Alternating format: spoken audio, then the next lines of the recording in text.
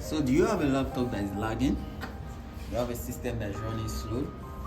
Let me teach you a simple trick. Come closer. So all you have to do, you work with your command prompt and press CMD.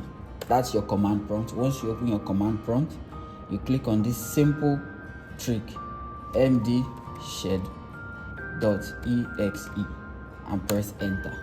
Once you click it, the system asks you if you want to restart and check your problems. Then you select that option and you see your system restarting. Once your system is about to restart, you see another prompt in few seconds showing that your RAM is being cleaned up. Watch it. Here we have it.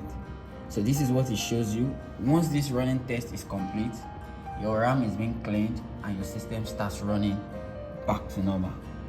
For more of this video and tricks, all you have to do is subscribe to my YouTube channel, turn on the notification bell, like, share my videos so you can keep getting updates from me.